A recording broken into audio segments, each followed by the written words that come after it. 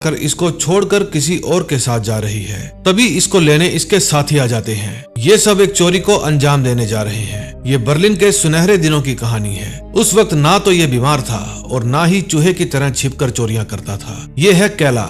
ये electrical engineer है लेकिन बहुत शर्मीली है। ये है रॉय।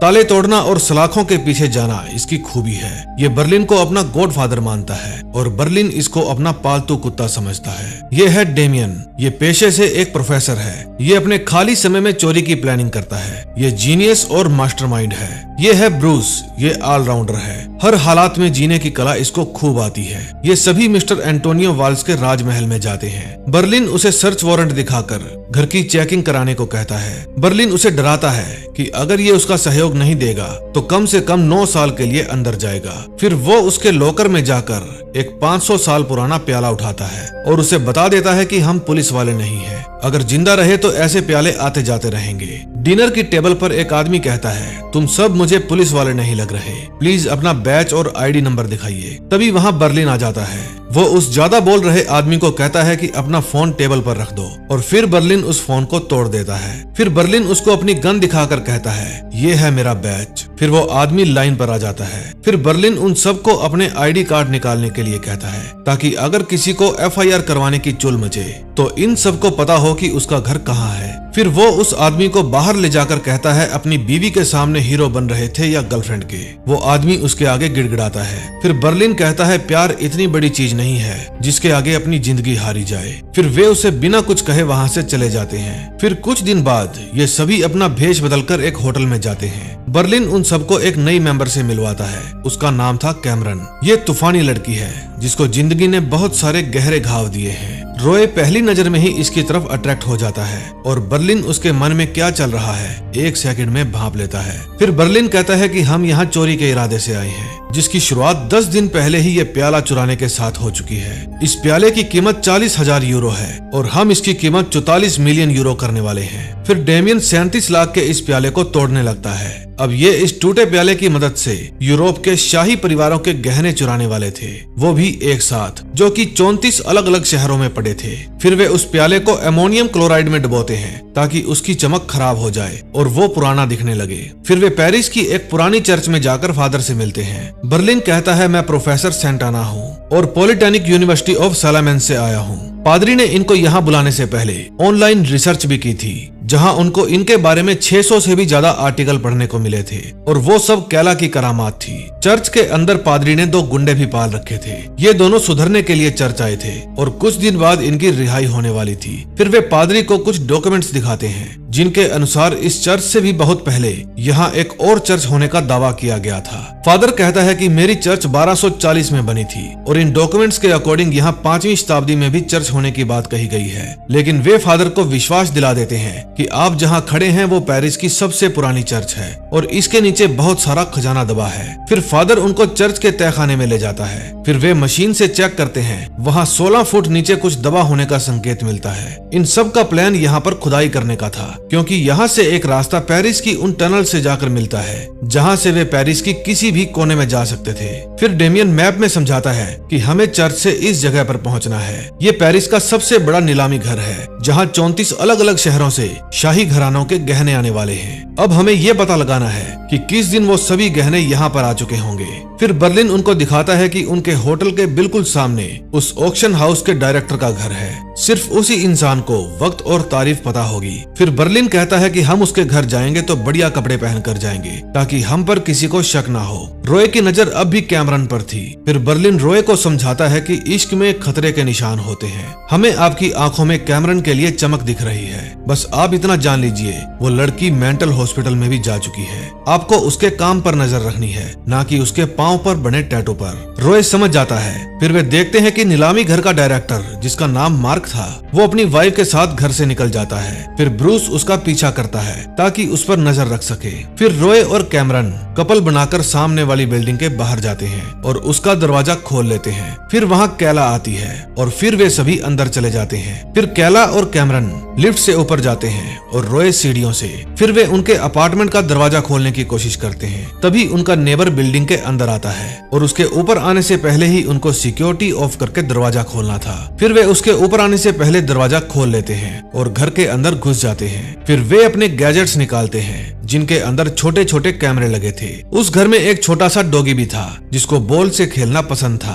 फिर वे सभी अलग अलग जगह पर कैमरे इंस्टॉल करने लगते हैं। वे उस घर की कोई भी जगह नहीं छोड़ते जहां कैमरे न लगे हों। वे साथ साथ उस डॉगी को भी खिला रहे थे। तभी उन्हें दरवाजे के लॉक खुलने की आवाज आती है और वे सभी छिप जाते हैं। वहां उनका पड़ोसी अपने कुत्तों को लेकर आया था ताकि मार्क के डॉग को भी अपने डॉग्स के साथ घुमाने ले जा सके, लेकिन मार्क का डॉगी रॉय और कैमरन के पास बैठा था। फिर रॉय बॉल को बाहर फेंक देता है और वो बॉल लेने के लिए जैसे ही बाहर जाता है उनका नेबर उसको अपने साथ लेकर वहां से चला जाता है। फिर उसके जाने के बाद वे सभी भी वहां से निकल लेते हैं। रात को जब बर्लिन मार्क के घर की निगरानी कर रहा था तब मार्क की वाइफ उठती है और म्यूजिक लगाकर नाचने लगती है। बर्लिन उसे बहुत ही ध्यान से देख रहा था। फिर वो ड्रेस पहनकर तैयार हो जाती है। फिर ये देखने के लिए वो इतनी रात को जाती कहाँ है। बर्लिन भी अपने होटल से बाहर आ जाता है। वो उसका पीछा करता है और उसके पीछे पीछे एक बार में चला जाता है। उस बार में मार्क की वाइफ कैमिल गिटार बजाती है और गाना भी गाती है। बर्लिन उसको गाना गाते हुए इस तरह देख रहा था जैसे उसको उससे पहली नजर में ही सच्चा प्यार हो गया हो। फिर वहां से निकलने के बाद वो सुबह तक उसका पीछा करता है। उसे महसूस होता है कि ये पंछी मार्क के पिंजरे में कैद है और वहां से आजाद होना चाहता है। फिर रात भर घूमकर वो वापस मार्क के साथ बेड पर जाकर सो जाती है। अपनी पत्नी के छोड़ जाने के बाद पहली बार आज बर्लिन को भी अच्छा लग रहा था।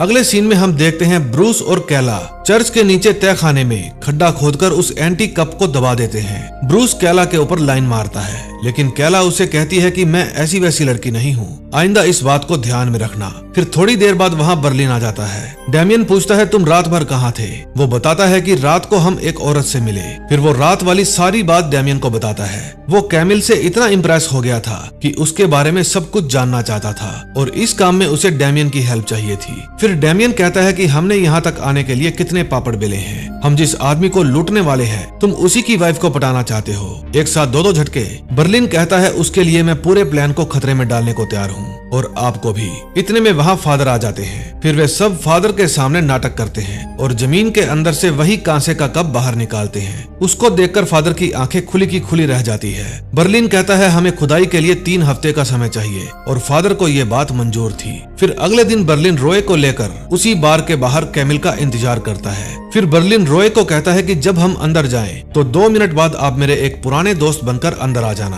और इस तरह मिलना जैसे हम बहुत समय बाद मिल रहे हों। फिर जब कैमिल आ जाती है तो बर्लिन एक बुक लेकर वहां अंदर चला जाता है। वो कैमिल के साथ वाली चेयर पर जाकर बैठ जाता है। फिर वो कैमिल को कहता है कि मैंने कल रात आपको देखा था, आप इसी बार में गाना गा रहे थे। मैं आपसे बहुत इम्प्रेस हो गया। आपको देखकर मैं अंदाजा लगा रहा था कि आपकी प्लेलिस्ट में कौन कौन से सॉन्ग होंगे। फिर कैमिल कहती है तो बताइए, देखते हैं सही बताते हो या नहीं। बर्लिन कहता है हम आपको एक नहीं 2 गाने बताएंगे। एक तो है सिद्धू मूसेवाले का जे तू अड़िया करेंगी मैं लेजू खिंच के, और दूसरा है मित्रा दी छतरी तो उठ गई। कैमिल कहती है क्या बात है, दोनों ही सही बताए हैं। इतने में रॉय ओवर एक्टिंग करता हुआ वहां आ जाता है और आते ही बर्लिन को 3-4 पारियां कर देता है। फिर बर्लिन कहता है तो ठीक है, हम अब यहाँ से चलते हैं, शायद फिर कभी आपका गाना सुनने का मौका मिले। फिर वहाँ से जाकर बर्लिन रॉय को कहता है कितनी ओवर एक्टिंग करते हो। फिर वे पास के ही एक टेबल पर बैठ जाते हैं। बर्लिन देखना चाहता था कि वो मुड़कर उसकी तरफ देखती है या नहीं, लेकिन वो बिना देखे सीधी बाहर चली जाती है और इस बात से बर्लिन का दिल टूट जाता है। वो कहता है ये क्या हो गया,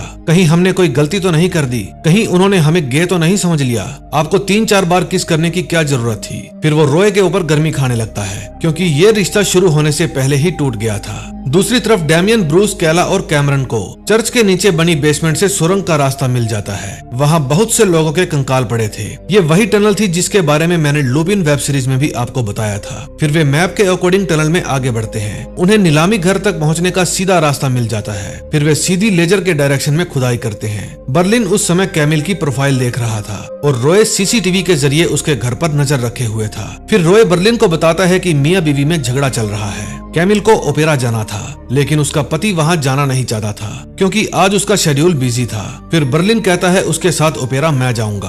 वो रॉय को अपने जूते पॉलिश करने के लिए कहता है और देखता है कि मार्क घर से चला गया है और कुछ देर बाद कैमिल घर आ गई है। दूसरी तरफ चर्च में फादर डेमियन से मिलने जाते हैं। वे कहते हैं कि ये प्याला मैं अपने साथ ले जाना चाहता हूँ क्योंकि मैं स्पेन जा रहा था। सोचा कि ये प्याला आपकी यूनिवर्सिटी में जाकर डीन को दिखा दूं। डेमियन कहता है सिक्योरिटी की वजह से मैं इसको आपके साथ नहीं ले जाने दे सकता, लेकिन फादर वो प्याला जाकर डीन को दिखाना चाहते थे, इसलिए उनके तेवर बदल जाते हैं। वो कहते हैं कि ये मेरा चर्च है। फिर फादर का पाला हुआ मस्टुंडा डेमियन को कहता है इस प्याले को क्यों नहीं ले जाने दे सकते, इस प्याले पर उनका हक है। फादर कहते हैं अब मैं चलता हूँ, सुबह 8:30 बजे मेरी फ्लाइट है। फिर डेमियन ये बात बर्लिन को बताता है, लेकिन वो तो अपना टक्सीडो पहनकर कैमिल के साथ जाने के लिए तैयार हुआ पड़ा था। डेमियन कहता है डीन इस प्याले को देखकर पहचान जाएगा और यहाँ पर पुलिस आ जाएगी। अब बर्लिन फैसला नहीं ले पा रहा था कि क्या करे। एक तरफ उसके कई दिनों की मेहनत मिट्टी में मिलने जा रही थी और दूसरी तरफ वो कैमिल की लाइफ में एंटर होने वाला था। अब उसको दोनों में से एक चीज को चुनना था, पैसा या प्यार। फिर वो रॉय को कहता है कि जमीन आसमान एक कर दो, लेकिन वो प्याला हमें वापस चाहिए, चाहे एयरपोर्ट के बाथरूम में आपको उसकी जन्नत की टिकट क्यों ना कटवानी पड़े। फिर वो होटल से बाहर जाकर कैमिल को आवाज देता है। अब सेकंड एपिसोड में देखते हैं क्या होता है।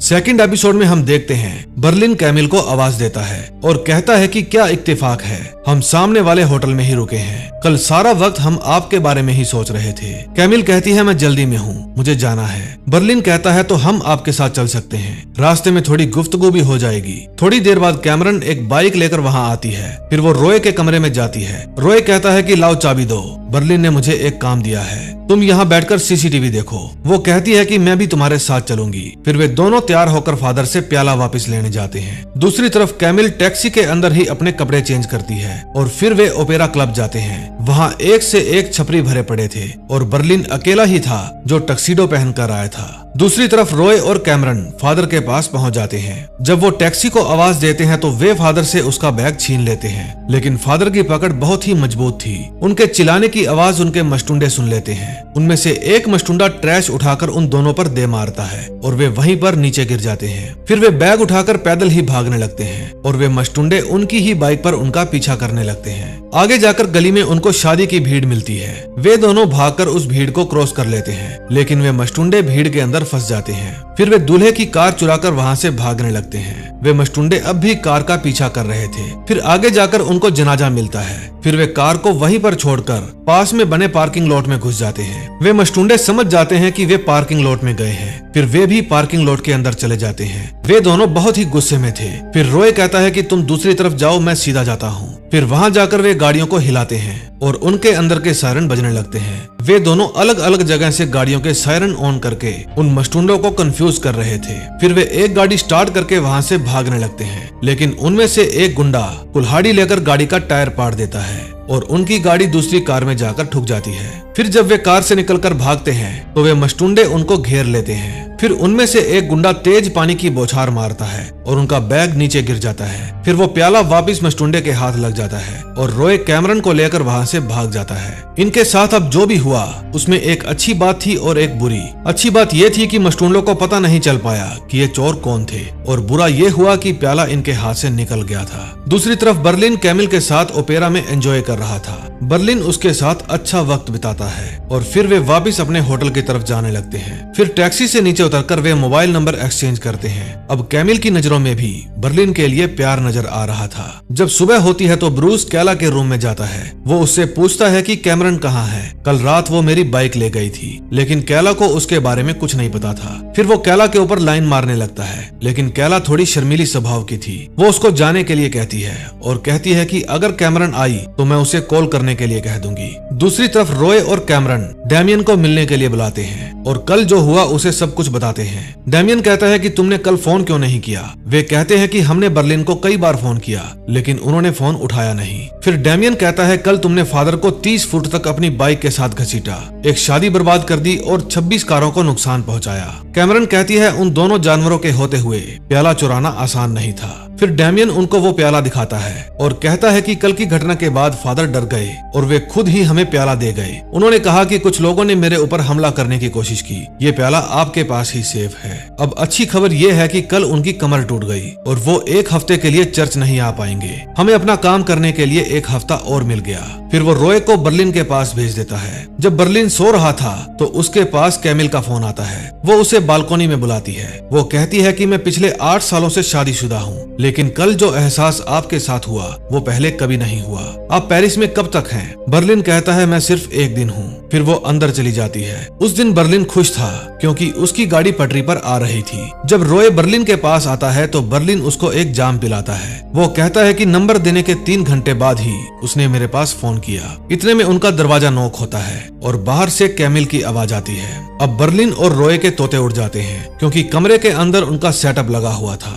जिसमें वे कैमिल के घर पर नजर रखे हुए थे। इस सेटअप को 1 मिनट के अंदर समेटना बहुत ही मुश्किल था। फिर बर्लिन रूम से बाहर जाता है। वो कहता है कि आपका अंदर ना आना ही ठीक होगा क्योंकि आप शादीशुदा हैं। अगर आप अंदर आई तो हम आपको सर्दियां खत्म होने से पहले बाहर नहीं निकलने देंगे। हमें बेईमान रिश्ता पसंद नहीं है। मेरा मतलब हम किसी के घर टूटने की वजह नहीं बनना चाहते। कैमिल कहती है मैं तुम्हारा फैसला समझ गई हूँ। मुझे तुम्हारी सच्चाई अच्छी लगी। इसमें तुम्हारा ज़मीर झलकता है। फिर वो अलविदा कहकर वहाँ से चली जाती है। फिर बर्लिन को महसूस होता है कि रूम के अंदर ना आने देने के चक्कर में बहुत गलत हो गया। फिर वो दोबारा रूम से बाहर जाता है और कैमिल को आवाज देता है और उसके बाद वो अपना मुंह मीठा करता है। जब बर्लिन कैमिल के साथ इश्क लड़ा रहा था तो उसकी बागी टीम सुरंग की खुदाई कर रही थी। ऐसा लग रहा था बर्लिन अपने मिशन से भटक रहा है। लड़की का चक्कर है बाबू भैया।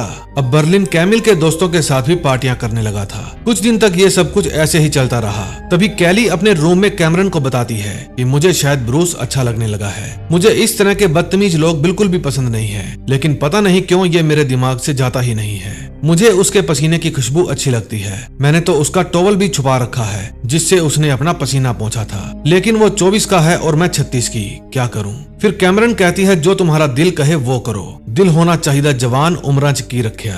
फिर वे म्यूजिक ऑन करके मस्ती करने लगते हैं। म्यूजिक की आवाज सुनकर वहाँ ब्रूस आ जाता है। फिर वो भी उनकी पार्टी में शामिल हो जाता है। कैला की धड़कनें तेज हो जाती है। अब उनके पास दारू खत्म हो जाती है। फिर ब्रूस रॉय को भी फोन करके अपने पास बुला लेता है। वे चारों वहाँ खूब एंजॉय करते हैं। अब बर्लिन की तरह ये चारों भी अपनी जोड़ियां बना लेते हैं। अब उनका खुदाई का काम भी पूरा हो गया था क्योंकि उनको टनल वहां तक खोदनी थी जहां तक ईंट की दीवार ना निकल आए, और उस ईंट की दीवार के पीछे था नीलामी घर। अब उनको वो दीवार तोड़कर नीलामी घर के अंदर घुसना था ताकि किसी को शक भी ना हो। अब उनको एयर चैम्बर और सर्विस एरिया से होते हुए तिजोरी तक पहुंचना था। फिर उन्हें वहां पर कंक्रीट ब्लॉक से बनी हुई दीवार तोड़नी थी जो तिजोरी से बने पहले कमरे की थी। उस रूम में 2 सीसीटीवी कैमरे लगे हैं जिसकी फुटेज वहां मौजूद गार्ड्स के कंप्यूटर स्क्रीन पर दिखाई देती है। एक गार्ड हॉल में बैठा होगा और दूसरा बेसमेंट में ठीक तिजोरी के सामने बैठा होगा। हमें उन दोनों ही गार्ड्स को कंप्यूटर से दूर करना होगा, कम से कम 3 मिनट के लिए, ताकि सीसीटीवी हैक कर सके।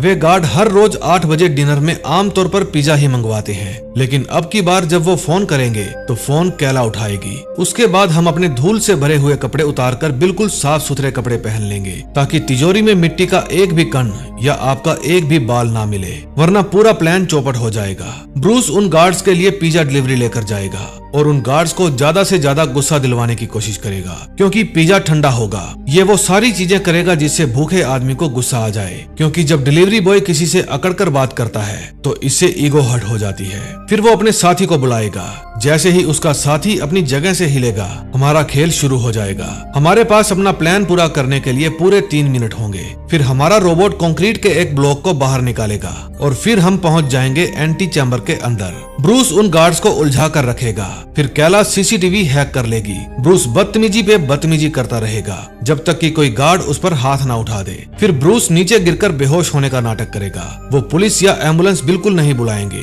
क्योंकि वे ये नहीं बता सकते कि उन्होंने डिलीवरी बॉय को इसलिए पीट दिया कि खाना ठंडा था। उसको दौरे आ रहे हैं क्योंकि हमने उसके सिर पर वार कर दिया। वे अपनी पूरी कोशिश करेंगे ब्रूस को होश में लाने की। तब तक कैला अपना जादू दिखा देगी। फिर पूरे 3 मिनट बाद ब्रूस को होश आ जाएगा। तब तक उनके सीसीटीवी हैक हो चुके होंगे और उसके तुरंत बाद हमें वहां से निकलना होगा। फिर हमारा रोबोटिक बुलडोजर कंक्रीट के उस हिस्से को वापस उठाकर उसकी जगह पर रख देगा। अगर सब कुछ ठीक रहा तो उनके सीसीटीवी पूरी तरह से हमारे कंट्रोल में आ जाएंगे और उसके बाद हम शुरू करेंगे इस खेल का दूसरा पड़ाव, और वो ये है कि 10 इंच मोटी स्टील की दीवारों वाली तिजोरी को हम कैसे खोलेंगे और उसके बाद हम पकड़े भी ना जाएं। हमारी चोरी को देखकर दुनिया का सबसे बड़ा जादूगर भी कहेगा वाह। 3rd एपिसोड में हम देखते हैं जब बर्लिन अपना प्लान समझा रहा था तो ब्रूस बोर होकर खड़ा हो जाता है और बर्लिन के फ्रिज में झांकने लगता है। उसे शैंपेन पीना पसंद था, इसलिए बर्लिन उसे कहता है कि देरी किस बात की, बोतल खोलिए और पी जाइए।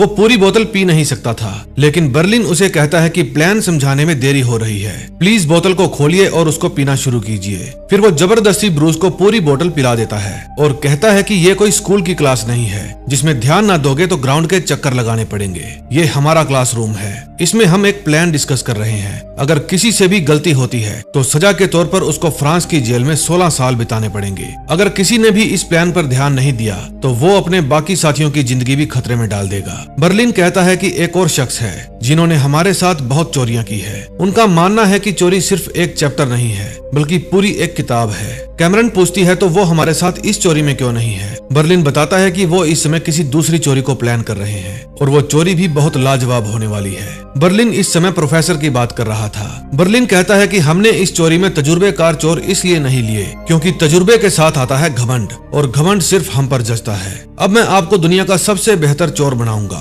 हम वो चोर हैं जो महंगे महंगे कपड़े पहनकर महंगे महंगे 5 स्टार होटल के कमरे के अंदर प्लान बनाते हैं, न कि काले पीले कपड़े पहनकर झुग्गी बस्तियों में प्लान बनाते हैं। कल को अगर गोली भी खानी पड़े तो 5 खूबसूरत लाशें गिरेंगी आप लोगों की। फिर पूछने पर कैला बताती है कि मैं उनके खाली कमरे की सीसीटीवी रिकॉर्डिंग को लूप पर चला दूंगी। कैमरन और रॉय फिर से अपने कपड़े बदलकर अंदर जाएंगे। फिर हम तिजोरी के पीछे वाले चैम्बर को काटेंगे जिसने सभी दीवारों को आपस में जोड़ कर रखा है। ये 7 टन की स्टील की दीवार होगी जिसको काटने में हम यूज करेंगे ऐसे धागे जो हीरे जैसी सफाई से काटता है। वो 130 फीट पर सेकंड की रफ्तार से चीजों को काट सकता है। ये हमारा दुनिया का सबसे बेहतरीन कटर होगा। फिर हम एक क्रेन के जरिए दीवार को ऊपर उठाएंगे जैसे गैराज का दरवाजा उठाया जाता है। फिर हम जाएंगे उस खूबसूरत तिजोरी के अंदर। जब वे तिजोरी के अंदर पहुंच जाते हैं तो ये बात जानकर बर्लिन बहुत खुश होता है। वो कहता है कि जैसे ही यहाँ पर आखिरी गहना रखा जाएगा हम सब फिर से लौटेंगे, तब तक हम पेरिस के मजे लूटेंगे। फिर बर्लिन कैमिल के साथ एक रेस्टोरेंट में जाता है। कैमिल उसे अपने साथ बाथरूम में चलने के लिए कहती है और जैसे ही वो जाने लगती है वो देखती है कि वहाँ उसका हस्बैंड भी मौजूद था। फिर वो डर जाती है और वापस आकर बर्लिन को बताती है। बर्लिन कहता है कि आप जाकर उनसे मिलिए और उन्हें कहिए कि मैं यहाँ एक आर्ट डीलर से मिलने आई थी, लेकिन वो बहुत ही कमीना और बदतमीज है। आपको चलकर उनसे बात करनी होगी। फिर वो जाकर अपने हस्बैंड को बुला कर लाती है। फिर बर्लिन कहता है कि सॉरी मैडम, अगर आपको हमसे बात करने में तकलीफ हो रही है तो हम चले जाते हैं। आपको यूँ किसी को बीच में लाना नहीं चाहिए, हम बहुत बड़े आर्ट डीलर हैं। फिर मार्क बर्लिन को कहता है कि चुप कर सड़क छाप, औकात से ज्यादा बोल गया तू। बर्लिन का दिल तो कर रहा था कि फोक उठाकर उसका काम तमाम कर दूं, लेकिन वो गुस्सा पी जाता है और वहाँ से चला जाता है। उसके बाद भी बर्लिन का कैमिल से मिलना जुलना जारी रहता है। कैमिल अपना हर पल बर्लिन के साथ बिताना चाहती थी, लेकिन अपने पति को धोखा देने के कारण उसको बुरा भी लग रहा था। ठीक उसी समय बर्लिन के 5 साथी कहीं पर बैठकर अपनी शाम एंजॉय कर रहे थे। सब लोग ब्रूस को शैंपिंग पीने के लिए कह रहे थे, लेकिन वो कहता है कि शैंपेन अब मेरे दिल से उतर गई है। तभी डैमियन की वाइफ का फोन आता है। वो कहता है कि इस समय मैं अपने स्टूडेंट्स के साथ हूँ, जैसे ही ये कोर्स पूरा हो जाएगा हम फिर से पेरिस घूमने आएंगे जैसे 20 साल पहले आए थे। लेकिन उसकी वाइफ कहती है कि अब हमारा अलग हो जाना ही बेहतर है क्योंकि तुम्हारे इंटरनेशनल कोर्सेज और तुम्हारी क्लासेस खत्म ही नहीं होती। अब डैमियन की वाइफ अपनी बाकी की जिंदगी उसके साथ नहीं बिताना चाहती थी और ये बात सुनकर डैमियन टूट जाता है। उसकी वाइफ उसे अब से फोन ना करने के लिए कहती है। फिर जब वो वापस टेबल पर जाता है तो सब लोग उसे बार में चलने के लिए कहते हैं, लेकिन डैमियन मना कर देता है। कैमरन समझ जाती है कि जरूर कोई बात हुई है, इसलिए वो भी डैमियन के साथ यहीं पर रुकने का फैसला करती है। फिर बार में जाते समय ब्रूस कहता है, मैंने जिससे बाइक ली थी वो दिन भर मुझे कॉल करते हैं, कम से कम ये तो बता दो कि मेरी बाइक कहाँ है। उन्होंने मुझे धमकी दी है कि अगर मैंने बाइक वापस नहीं की तो वो मेरा पासपोर्ट पुलिस को दे देंगे। मेरा पासपोर्ट चाहे नकली था लेकिन उस पर लगी फोटो असली है। कैला कहती है कि फेस रिकॉग्निशन के जरिए वो पता लगा लेंगे कि ये कौन है। फिर रॉय बताता है कि वो बाइक पादरी के गुंडों के पास है। तभी रात को कैमरन डेमियन से पूछती है, क्या आपका अपनी वाइफ के साथ झगड़ा हुआ है? वो कहता है कि उसने मुझे छोड़ दिया। फिर कैमरन कहती है, हो सकता है उनको नया प्यार मिल गया हो, इसलिए शायद उन्होंने आपको छोड़ दिया हो सकता है कि मैं गलत हूँ लेकिन सही भी हो सकती हूँ। डेमियन कहता है, तुम अपना पिज्जा खाओ, इस बात को यहीं पर बंद कर दो। कैमरन इन हालातों से गुजर चुकी थी इसलिए वो रोने लगती है। दूसरी तरफ बर्लिन और कैमिल एक दूसरे के साथ वो सब कुछ कर चुके थे जो एक हस्बैंड वाइफ करते हैं। उसके बाद वो मीठी मीठी बातें कर रहे थे। तभी कैमिल के फोन पर मार्क का फोन आता है। वो पूछता है, क्या तुम्हारे साथ कोई और भी है? जब मैं घर आया तो तुम्हारा लैपटॉप खुला पड़ा था। मैंने तुम्हारे सारे लव मेल्स पढ़ लिए हैं कि वो तुम्हें किस तरह से खास महसूस कराता है जो मैं तुम्हें सालों से नहीं करा पाया। उसका नाम पढ़कर मुझे पता चल गया कि वो वही रेस्टोरेंट वाला आदमी है। कैमिल कहती है, मैं तुमसे मिलकर सब कुछ बता दूंगी। फिर वो ये बात बर्लिन को बताती है। फिर वहाँ से बाहर जाकर बर्लिन कहता है, साला हमें सड़क छाप कह रहा था, अब पता चलेगा सड़क पर कौन है। आज वो बहुत खुश था, वो बाहर जाकर बहुत खुशी मनाता है। दूसरी तरफ डैमियन कैमरन को अपने रूम में बुलाता है और कहता है कि तुम सही थी, उसका किसी दूसरे आदमी के साथ चक्कर चल रहा है। फिर वो कैमरन को अपनी वाइफ की तस्वीरें दिखाता है और उसमें से कोई भी सेल्फी नहीं थी। हर तस्वीर में कोई ना कोई उसके साथ था जिसने वो तस्वीरें खींची थी। डैमियन जीनियस तो था ही, इसलिए वो हर चीज पर बारीकी से गौर करता है और बताता है कि एक जैकल 70 नाम का यूजर है जिसने मेरी वाइफ की हर पोस्ट को लाइक किया है और हर पोस्ट पे कमेंट भी करता है। फिर जब उसने कॉल डिटेल्स निकलवाई तो पिछले 10 महीनों से हर रोज उसकी वाइफ एक नंबर पर घंटों बातें करती है और वो भी जब डैमियन घर पर नहीं होता। फिर कैमरन डैमियन को कहती है, होश में आइए, सारे गहने आ चुके हैं, कल उन पर लेबल्स लगाए जाएंगे और परसों प्रेस कॉन्फ्रेंस होगी, इसका मतलब हमें चोरी आज ही करनी होगी। फिर रॉय बर्लिन के पास फोन करके उसे सारी बात बताता है। बर्लिन कहता है कि हमें अभी फोन रखना होगा, अब बंदोबस्त कीजिए, हम पहुंच जाएंगे। फिर जब वो वापस कैमिल के पास जाता है तो कैमिल उसे बताती है कि मैंने मार्क को सब कुछ बता दिया है। बर्लिन पूछता है, फिर उन्होंने क्या कहा? कैमिल बताती है कि मार्क ने कहा है, मैं तुम दोनों को मिलने जुलने से नहीं रोकूंगा, वो तुमसे मिलना चाहते हैं। तभी उसके फोन पर डैमियन का फोन आता है, लेकिन वो फोन कट कर देता है। फिर कैमिल कहती है कि मुझे माफ करना, अगर मेरी तरफ से तकलीफ पहुंची हो तो मैं मार्क को छोड़कर नहीं जा सकती। फिर बर्लिन कहता है, आपने हमें गुमराह किया है। कैमिल बताती है कि मार्क पिछले 3 हफ्ते से ये सोच रहा है कि हमारा एक बच्चा होना चाहिए और मैं सालों से उसे ये बात कह रही हूँ, पर उसके पास कभी वक्त ही नहीं था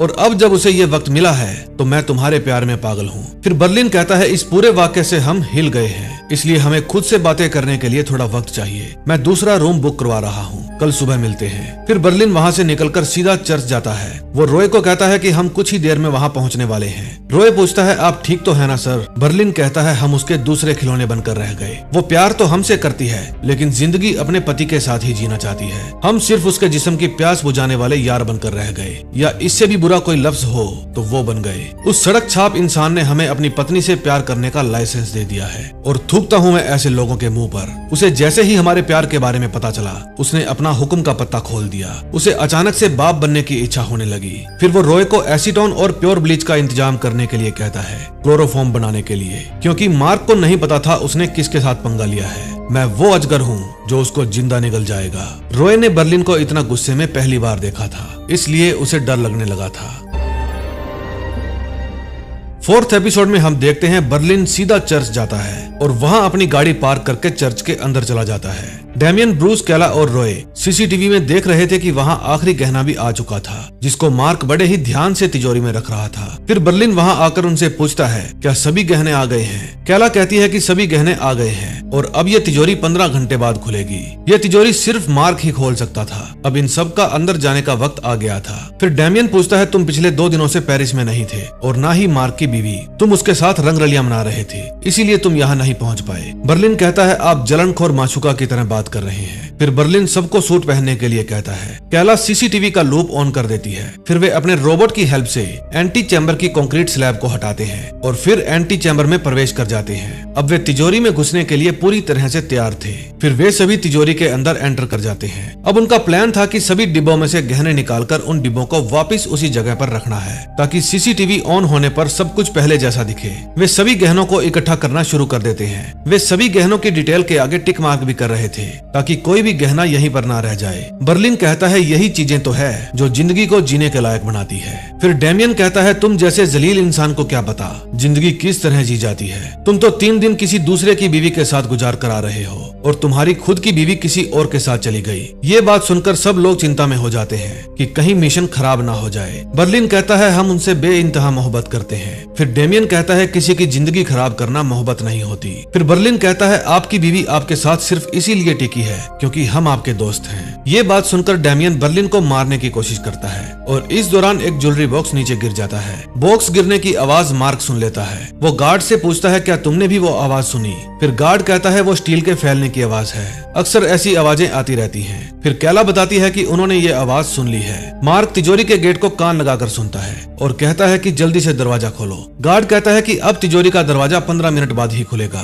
फिर वो एंटी चैम्बर का दरवाजा खोलने के लिए कहता है। कैला बताती है कि वे एंटी चैम्बर खोल रहे हैं। फिर वे तिजोरी की दीवार को नीचे करके कंक्रीट वॉल वापिस से फिट कर देते हैं और चैम्बर के सीसीटीवी का लूप ऑफ कर देते हैं। जब गार्ड एंटी चैम्बर में जाकर देखता है तो वहाँ उसे सब कुछ ठीक ठाक मिलता है। फिर बाहर आकर गार्ड मार्क को कहता है कि सब कुछ ठीक है, अगर आप कहो तो तिजोरी खोलकर भी चेक कर लेता हूँ। तभी मार्क के फोन पर किसी सोफी नाम की लेडी का फोन आता है और मार्क कहता है कि रहने दो, मैं घर जा रहा हूँ। डैमियन की जलनखोरी के कारण इनके 15 मिनट खराब हो गए थे और इनका मिशन फेल होते होते बचा था। डैमियन कहता है कि मैं जो करने आया हूँ टीम के लिए पूरा करूंगा, लेकिन तुम्हारे साथ ये मेरी आखिरी चोरी होगी। फिर वे सभी गहने लेकर बाहर आ जाते हैं। बर्लिन और रॉय गहने लेकर होटल में चले जाते हैं और बाकी लोगों के पास 4 घंटे थे सब कुछ पहले जैसा करने के लिए। फिर रात को बर्लिन देखता है कि मार्क सो गया है। फिर वो रॉय को लेकर मार्क के घर जाता है। पहले तो वो वहाँ पर जाकर क्लोरोफॉर्म तैयार करता है और फिर उससे मार्क को बेहोश कर देता है। रॉय को ये सब गलत लग रहा था। दूसरी तरफ बर्लिन के साथी उस तिजोरी को फिर से जोड़ रहे थे जो उन्होंने काटी थी। तिजोरी को सील करके फिर वे उसका कलर मैच करते हैं। बर्लिन और रॉय मार्क के घर से वे सभी कैमरे निकाल रहे थे जो उन्होंने फिट किए थे। फिर रॉय बर्लिन को कहता है कि क्लोरोफॉर्म हमारे प्लान का हिस्सा नहीं था। फिर बर्लिन कहता है तो अब बच्चा बाप को सिखाएगा कि चोरियां कैसे करते हैं। पालतू कुत्ते दुम हिलाते ही अच्छे लगते हैं, आप यहाँ से जा सकते हैं, हमें क्या करना है ये हम अच्छी तरह जानते हैं। ये बात रॉय के दिल पर लग जाती है। उसके जाने के बाद बर्लिन मार्क के दूसरे घर की चाबी लेता है और उसका फोन भी उठा लेता है। फिर वो उसके कपड़े पहनकर उसके घर से बाहर निकलता है और जाते समय उसकी ही कार ले लेता है। वो कार के नेविगेशन में उसके दूसरे घर का एड्रेस डालता है। बदले की आग इंसान को अंधा बना देती है। फिर वो उसके दूसरे घर में जाकर ज्वेलरी पर लगा एक टैग बाथरूम में गिरा देता है और दूसरा टैग जलाकर उसके टुकड़े सावधानी से इधर उधर रख देता है। फिर वो टैग पर लगे धागे टॉयलेट सीट के अंदर भी डाल देता है और उसके बाहर भी बिखेर देता है। फिर वो एक हार पर से डायमंड निकालकर उसके सोफे के कुशन के बीच में रख देता है। दूसरी तरफ तिजोरी को बिल्कुल ठीक ठाक करके वहाँ पर वैक्यूम के जरिए जितनी भी मिट्टी आई थी सभी को साफ की जा रही थी। फिर कैली गार्ड के पास फोन करती है और कहती है मैं हेडक्वार्टर से बोल रही हूँ, बिल्डिंग के बाहर कुछ आपराधिक गतिविधियों को देखा गया है, अब पता लगाइए वहाँ क्या चल रहा है। फिर वो अपने साथी को ये बात बताता है और वे अपनी पूरी टीम को लेकर बिल्डिंग के बाहर चेक करने जाते हैं। बिल्डिंग के बाहर सब कुछ ठीक ठाक था। फिर वे उस बिल्डिंग की वायर्स में शॉर्ट सर्किट कर देते हैं और लाइट चली जाती है। वे देखते हैं कि मीटर में आग लगी है, इसलिए वे उसे बुझाते हैं। वे तिजोरी के दरवाजे का कंट्रोल भी उड़ा देते हैं। फिर वे एंटी चैम्बर में दोबारा जाते हैं और जो छेड़छाड़ की थी उसको फिर से पहले जैसा ठीक करने लगते हैं। फिर कंक्रीट वॉल वापस फिट करके सील कर दी जाती है।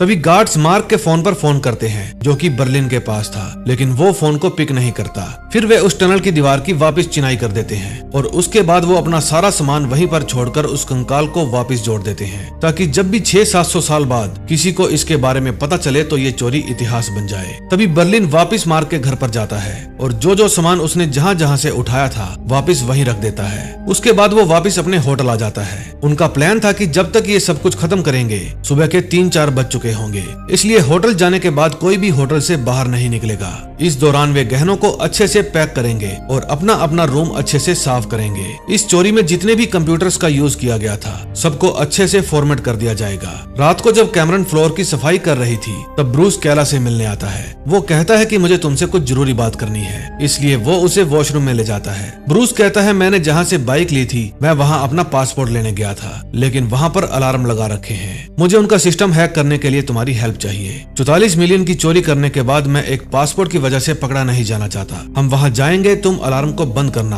फिर हम कंप्यूटर हैक करके मेरा पासपोर्ट डिलीट कर देंगे और फिर हम वापस आ जाएंगे। वे दोनों ये बात किसी को बताना नहीं चाहते थे क्योंकि बर्लिन ने होटल से बाहर जाने के लिए मना किया था। फिर वो कैमरन को ये कहकर रूम से बाहर आ जाते हैं कि हम दूसरे रूम में जा रहे हैं और फिर ब्रूस अपने रूम में जाकर रॉय को कहता है मुझे केला से कुछ बात करनी है, क्या तुम दूसरे रूम में जा सकते हो। रॉय वहाँ से चला जाता है। उस दौरान डैमियन अपने रूम में सभी ज्वेलरी की पैकिंग कर रहा था और साथ ही अपनी वाइफ को याद करके रो रहा था। वो ज्वेलरी को टीन के डब्बों में बंद करके सील कर रहा था। फिर रॉय उसके पास आता है ताकि उसकी हेल्प करा सके, लेकिन वो रॉय को अंदर ही नहीं आने देता। उसने उस समय सैड सॉन्ग लगा रखे थे। फिर वो अपनी वाइफ को याद करके फूट फूट कर रोने लगता है। कैमरन भी उस समय खुद को अकेला महसूस कर रही थी, इसलिए वो अपने एक्स बॉयफ्रेंड जिमी को कॉल करती है, लेकिन फोन स्विच ऑफ था, इसलिए कॉल वॉइसमेल में चली जाती है। तभी वहाँ रॉय आ जाता है। वो कहता है कि मेरे पास यहाँ आने के अलावा कोई चारा नहीं था। फिर कैमरन उसके पास जाकर बैठ जाती है और उससे बातें करने लगती है। वो पूछती है तुम हमेशा एक हाथ में दस्ताना क्यों पहन कर रखते हो, क्या तुम्हारे हाथ पर लोगों के मुंह तोड़ने के निशान है। जिनको तुम दूसरों से छिपाते हो,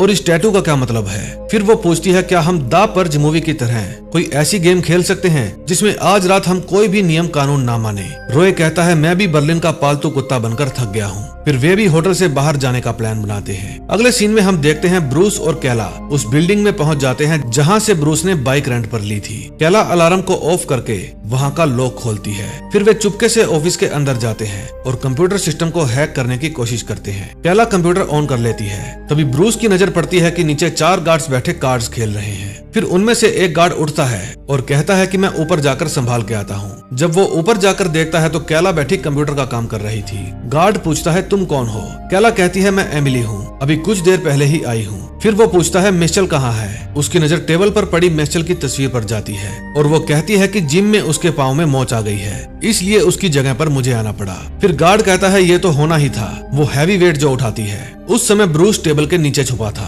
फिर वो गार्ड से कॉफी मांगती है क्योंकि आज उसका पहला दिन था और उसे टेंशन हो रही थी। गार्ड कहता है नो प्रॉब्लम, मैं अभी कॉफी बना देता हूँ। तभी बाकी के गार्ड्स भी वहाँ आ जाते हैं। पहले वाला गार्ड बाकी के गार्ड्स की एमिली के साथ इंट्रो करवाता है। उनमें से एक गार्ड पूछता है आप बड़ी जल्दी आ गई।